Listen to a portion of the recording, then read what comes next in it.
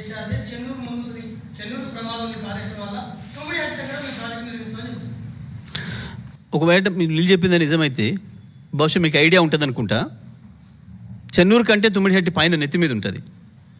ఇప్పుడు వీళ్ళు చెప్తున్న భద్రాచలం కొట్టకపోతే ఏదైతే అంటున్నారో, మరి తుమ్మిడిహట్టి నిర్మాణం చేసి తుమ్మిడిహట్టి దిగిపోతే రేపు చెన్నూరు కొట్టకపోదా? చెన్నూరు కంటే 70 కిలోమీటర్ల పైన తుమ్మిడిహట్టి అనేది నాకు తెలిసి 70 కిలోమీటర్ల పైనే ఉంటుంది. మరి పైన కడితే ఇది కొట్టుకపోదా? అప్పుడు తెలివి ఉండాలి కదా, బుర్ర ఉండాలి కదా కొంచెం మాట్లాడటానికి. ఇదే బాధ్యత లేని మాటలు, అర్థం పర్థం లేని మాటలు. ఇంత చీప్గా ఒక స్ట్రీట్ ఫెలోస్ లాగా మాట్లాడుతుంటే ఏం చెప్పాలి వీళ్ళకి? బాధ్యతగా మాట్లాడితే చర్చ చేయొచ్చు. Just a street fellows like statements. బాధ్యత రాహిత్యంగా, అర్థం లేకుండా. వాస్తవానికి నీకు ఆల్మట్టి నారాయణపూర్ నిండిపోతున్నాయని తెలుసు, వస్తున్నాయి నీళ్ళు. ఎందుకు జూరాలలో ఎందుకు స్టార్ట్ చేసుకో? ఎందుకు పైన స్టార్ట్ చేయరు? ఎట్టపాడు కావచ్చు, భీమా ఫేజ్ 1, 2 కావచ్చు, కోయిల్ సాగర్ కావచ్చు. వీళ్ళ జ్ఞానం ఉంటే, సోయి ఉంటే, తెలంగాణ ఆత్మ ఉంటే, మహబూబ్నగర్ జిల్లా రైతాంగం పట్ల ప్రేమ ఉంటే, ఆ 5 లక్షల ఎకరాలకు వానకాలం నీళ్ళు ఒక్క రోజు కూడా ఆపుకుంటే వచ్చు ఇప్పటి నుంచి వచ్చే నీళ్ళతో. ఎందుకు అనంటే ఆల్మట్టి నారాయణపూర్లు మనకు ఎంత ఆటంకమో తెలివి ఉండి కొంచెం జాగ్రత్త చేసుకుంటే అంత ఉపయోగం కూడా అవుతుంది. ఎందుకు? వాటి పడబాటి నీళ్ళు వాళ్ళు పొలాలకు వదిలితే వచ్చిన రీజనరేటెడ్ వాటర్ ఏదైతే ఉందో అది మొత్తం మళ్ళీ కృష్ణకి వస్తుంది. ఆ నీళ్ళు మనకు జూరాలకు వస్తాయి. జూరాలకు మనకు కాదు, అద్భుతం అది. ఎట్లయితే ప్రకాశం బ్యారేజ్కి ఇప్పుడు మన సాగర్ నీళ్ళు పడవాటి నీళ్ళు ఎట్లయితే పోతాయో సేమ్ అదే పద్ధతుల్లో ఇప్పుడు ఎట్లాగా నిన్నునే వాళ్ళు ఫస్ట్ క్రాప్ నీళ్ళు ఇచ్చుకుంటున్నాడు కర్ణాటకలో. ఆ నుంచి వచ్చే రీజనరేటర్ వాటర్ ప్రతి చుక్క మనకే వస్తాయి, జురాలకు వస్తాయి. ఇప్పటి నుంచి కంటిన్యూగా మొత్తం వరద ఆగిపోయినా 5-6 వేల క్యూసెక్ల నీళ్ళు రెగ్యులర్గా వస్తాయి. ఆ నీళ్ళు చాలు ఈ పంటలు పండించడానికి, ఈ 4 లిఫ్ట్ ఇరిగేషన్లు స్టార్ట్ చేసుకొని పండించుకోవడానికి. జూరాలతో సహా నెట్టింపాడు, కోయిల్ సాగర్, భీమా ఫేజ్ 1, 2 5 లక్షల ఎకరాలు బ్రహ్మాండంగా పండించుకోవచ్చు. కానీ వీళ్ళకి అది ఉండాలి, మొదలు ఆత్మ ఉండాలి. రైతాంగానికి చెయ్యాలి, పంటలు పండించాలన్న తపన ఉండాలి. కానీ పంటలు పండుతాయంటే భయపడుతున్నారు. కొనడానికి సమస్య, కొంటే బోనస్ చెల్లించాలి. వీళ్ళు మేమే తెలియకలుగులం అనుకొని సన్నబియ్యానికి ఇస్తామని ప్రకటించారు తప్పించుకోదొబ్బడానికి. అదైతే ఏదో 1-2 లక్షల క్వింటాలతో అయిపోతాయి, అంత దొడ్డోడ్లు ఏమండిస్తారు కదా అనుకొని చెప్పిండ్రు. నిజమే, రైతులు కదా ఆశపడ్డారు. ఆరుగాలం కష్టం చేస్తున్నాం కదా, 5 రూపాయలు ఎక్కువ వస్తాయి కదా తీసుకుందాం అనుకొని ప్రభుత్వం చెప్పింది కదా అని నమ్మి సన్నోడ్లకు షిఫ్ట్ అయినారు. మళ్ళీ అందులో కూడా కిరికిర్లు పెట్టిండ్రు. అందులో కూడా కిరికిర్లు పెట్టి ఫలానా రకమే పండించాలి అని ప్రకటించారు. వాస్తవానికి మీరు నాకు ఒక విషయం చెప్పండి, ఇంతమంది ఉన్నారు, నాకైతే తెలియదు, నేను నిజంగా చెప్తున్నా, అబద్ధం చెప్పడం లేదు. నేను తింటున్న బియ్యం వాటి పేరేందో నాకు తెలియదు. సన్న బియ్యం అయితే తెలుసు, మీ అందరు కూడా అంతే అనుకుంటున్నాను నిజంగా మీరు ఆత్మతో చెప్తే. వాటి పేరు చింట్ల, శ్రీరామ్ల, ఇంకో రామ్ల, ఇంకోట, బొంట్ల, బంట్ల, వీళ్ళ కమిషన్ల, వాటి పేరు ఏందో మీకు తెలుసా? నిజంగా మీరు తింటప్పుడు రోజు మీ అన్నం మీరు తినే బియ్యం పేరు తెలియదు కదా. అయినా వీళ్ళు రైతాంగాన్ని ఇబ్బంది పెట్టడం కొరకు, రైతాంగాన్ని మోసం చేయడం కొరకు 5-6 రకాల సన్నోడ్లకే ఇస్తామని ప్రకటించారు. మళ్ళా ఎంత మోసం, ఎంత ద్రోహం. అయినా రైతులు వెంటనే అటు షిఫ్ట్ అయిపోయారు. అంతకుముందు కొనుక్కొచ్చుకున్న వడ్లు వేరే సన్నోడ్లు, కొంతమంది నార్లు పోస్తేనేమో పోయిన వాళ్ళేమో అవి వేరే పక్కన పెట్టారు, మళ్ళీ కొనుక్కొచ్చుకున్నారు. నార్లు పోసిన వాళ్ళు కూడా మళ్ళీ వేరే తెచ్చి నారు పోసుకున్నారు. అరే ప్రభుత్వం వీటికే ఇస్తున్నది పలానా వాటికి అని. ప్రతి చోట అడుగడుగున మోసమే రైతాంగాని, అడుగడుగున చీటింగే వచ్చిన దగ్గర నుంచి. చంద్రబాబు ఎంత హింస పెట్టిండో రైతాంగాన్ని అంతకు మించిన 10 రెట్లు 100 రెట్ల హింస పెడుతున్నారు ఇవాళ వీళ్ళు. అంత ద్రోహం చేస్తున్నారు రైతాంగానికి. తెలంగాణ వ్యవసాయ రంగానికి.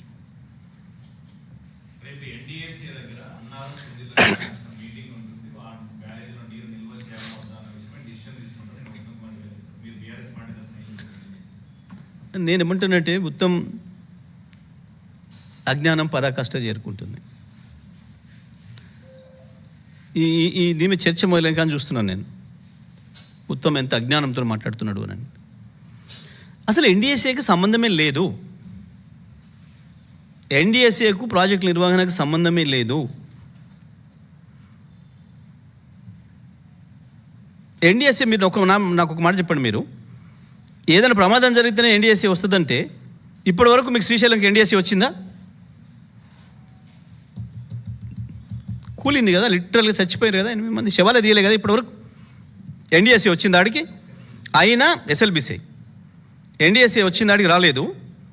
అయినా ఇప్పుడు ఆల్రెడీ పని ప్రారంభించడం పూర్తి చేస్తామని మాట్లాడుతున్నాడు. ఉత్తమ్ ఎట్లా మాట్లాడుతున్నాడో చెప్పండి. ఇక ఈ ప్రశ్న మీరు ఉత్తమ్ వేయండి. ఇక ఎన్డీఎస్ఏ కాళేశ్వరంకు అయితే ఎన్డీఎస్ఏ అవసరమైనప్పుడు ఎందుకు ఎస్ఎల్బిసికి ఎన్డీఎస్ఏ అవసరం కాలేదు? సింపుల్, ఒకటే క్వశ్చన్. ఈ మాట ఉత్తమ్ని అడగండి మీరు. ఇక దానికి ఆయన ఆన్సర్ కరెక్ట్ చేస్తే నేను అన్న స్టేట్మెంట్ విత్డ్రా చేసుకుంటా.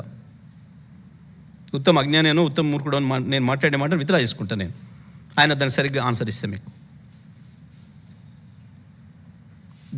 దానికంటే ఇంక ఇది మొదలుపెట్టిన ప్రాజెక్ట్, ముందు 20 ఏళ్ల కింద మొదలుపెట్టిన ప్రాజెక్ట్. లిటరల్గా కూలిపోయి చచ్చిపోయింది, ఆడనన్న ఏం కూలి ఏది కాలే. ఇంకొకటి, మీకు సుందిల్లా అన్నారంలో వీళ్ళు వచ్చే నాటికి నీళ్ళున్నాయి.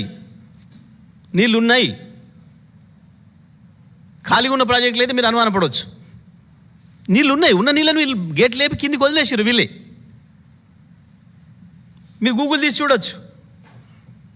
నేను మాట్లాడినా అబద్ధం, ఆయన మాట్లాడినా మీరు గూగుల్ తీసి చూడొచ్చు. ఇప్పుడు అది వచ్చింది మనకు అవకాశం. గూగుల్ పాత పిక్చర్ ఇస్తుంది ఆ రోజుది. ఆ 2 చోట్ల నీళ్ళు ఉన్నాయి ఆ రోజుకి. లీకేజ్ కూడా ఎంత అయిందో చూసినాం మనం. మాత్రం నీళ్ళు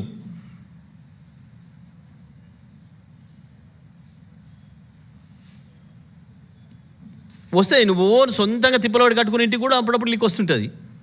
చేసుకోమా? ఒకటే మాటగా సూటిగా నేను అడుగుతుంది, మేడిగడ్డ ప్రాజెక్టుకో సుందిల్లన్నారంకో అవసరమైన ఎన్డీఎస్ఏ ఎందుకు ఎస్ఎల్బీసీకి అక్కరలేదు? ఎందుకు ఎస్ఎల్బీసీకి ఎన్డీఎస్ఏ రాకుండా దూరంగా ఉంది? ఆల్రెడీ ఎట్లా స్టార్ట్ చేసిర్రు? మరి స్టార్ట్ చేసిరా లేదా? స్టార్ట్ చేస్తే ఎట్లా చేసిండ్రు? పూర్తి చేస్తామని ఎట్లా పలుకుతున్నాడు ఉత్తమ్? పూర్తి చేసి ఎన్నికలు పోతాను మాట్లాడి నిన్న కూడా చెప్తుంది. ఇది తెలంగాణ స్టేట్ది, అది తెలంగాణది. అంతరాష్ట్రం ఏం కాదు, అది మన సొంతమే. ఇక్కడనే కనబడుతున్నాయి బీజేపీ కాంగ్రెస్లో మ్యాచ్ ఫిక్సింగ్ ఏందో. మేఘాల మీద పంపి 2 రోజులలో నివేదిక రాసి ఇచ్చిండ్రు ఎన్డీఎస్ఏ కాళేశ్వరం మీద. ఎందుకు ఏడాది దాటినా ఇప్పటివరకు పత్తలేదు? చచ్చిపోయిన వార్త వాళ్ళకి చేరలేదా? కాళేశ్వరంలో ఏ ప్రమాదం లేకుండానే వార్త పోయింది ఢిల్లీ దానిక ఎన్డీఎస్సీ వచ్చింది. కాళేశ్వరంలో ఇంతమంది చచ్చిపోయిన వార్త ఏమో లేదా? చచ్చిపోయింది కూడా అంత అక్కడ పిల్లలే, ఉత్తరాది పిల్లలే. కాంట్రాక్టర్ కూడా వాడే ఢిల్లీ వాడే. గానే ఉంటాడు, ప్రధానమంత్రి ఆఫీస్ కొద్ది దూరంలో ఉంటాడు కాంట్రాక్టర్. ఎందుకు రాట్లే? ఎందుకు రాలే? ఏంది డబుల్ స్టాండర్డ్స్?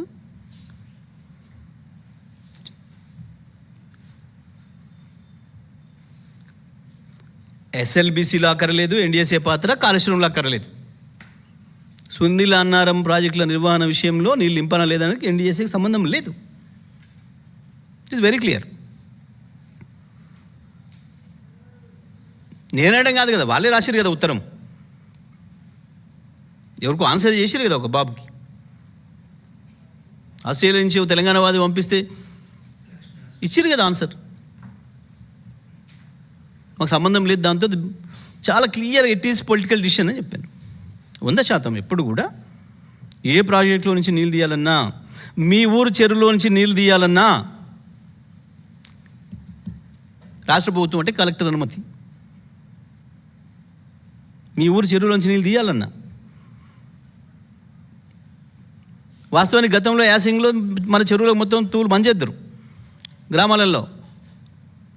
ఆ తర్వాత నీళ్ళు ఎండాకాలానికి నీళ్ళకి పశువులకు నీటి ఎద్దడి వస్తుంది, పక్షులకు నీటి ఎద్దడి వస్తుంది, భూగర్భ జలాలు దెబ్బతింటున్నాయని చెప్పి తెలంగాణలో మొత్తం శాశ్వతంగా చెరువులకు కూడా తూలు బంద్ చేసిండ్రు. గొప్ప సమైక్యవాదులు వీళ్ళ గురువులంతా ఆనాడు, వీళ్ళ గురువులే ఆ గొప్ప కార్యాలు చేసిన తెలియదా? ఎన్డీఎస్ఏకి ఏం సంబంధం? ఇవాళ ఎలంపల్లి నుంచి నీళ్ళు వదులుతున్నాం, ఎన్డీఎస్సీ అనుమతి ఇచ్చిందా?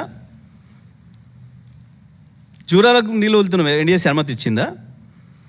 నాగార్జున సాగర్ కూడా నీళ్ళు వదులుతున్నారు 10 సంవత్సరం ఎక్కంచెల, ఎన్డీఎస్సీ అనుమతి తీసుకున్నారా?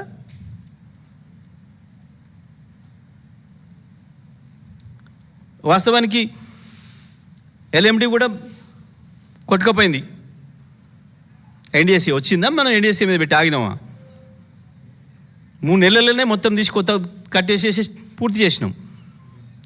రాజకీయాల కొరకు ఆలోచించలే. మిడ్ మనర్ ఎంఎండి మేము ఇలా చిల్లర రాజకీయాలు చేయలే. వాళ్ళు ఇరికిద్దాం, లోపడం పంపుదాం, ఆ కౌంటెడ్ వాళ్ళే దాంట్లో అని మేము రాజకీయ ఆలోచన చేయలే. ఆడోడికి ఇంత తోడు. కానీ రాష్ట్రం ప్రజలు ముఖ్యం కదా, లక్షలాది ఎకరాలు నీళ్ళు ఇచ్చుకున్న ప్రాజెక్టు పూర్తి చేసినాం, తెచ్చినాం నీళ్ళు. దానికి ఎన్డీఎస్సీ ఆపుతుందా ఇప్పుడు? ఆ నుంచి మల్లన్న సాగర్ తెస్తున్నాం, ఆపుతుందా ఎన్డీఎస్సీ? నువ్వు అడుగుతున్నావు ఎన్డీఎస్సీ అనుమతి వీటన్నిటికీ?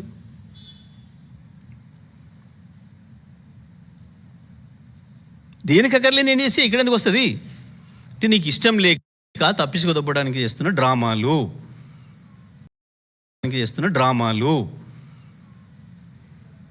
ఉత్తమ్ కుమార్కి కూడా తెలుసు. ఉత్తమ్ కుమార్ ఆత్మనాడుగు చెప్తుంది.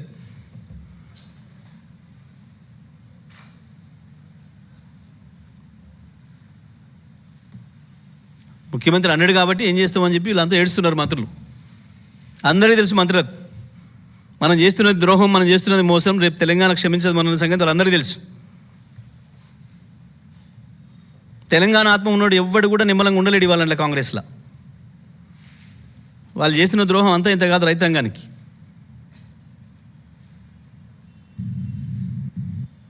చిల్లర పైసలు, కమిషన్ల పైసల కొరకు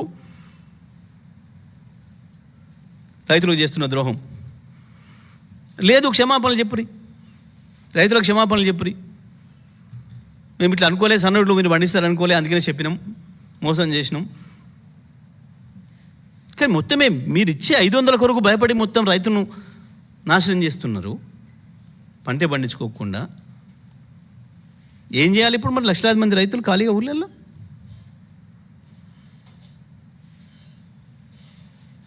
మొన్న పోయి చూస్తే ఎక్కడ చూసినా బీళ్ళు స్వాగతిస్తున్నాయి. ఎటు పోయినా, సూర్యాపేట నుంచి కాళేశ్వరం దాకా ఎటు పోయినా, ఇటు మెదకు, కొండపోచమ్మ దాకా, బసవపూర్, గంధమల్ల ఎక్కడ పోయి చూసినా ఎడారిని తలపిస్తూ ఉన్నాయి.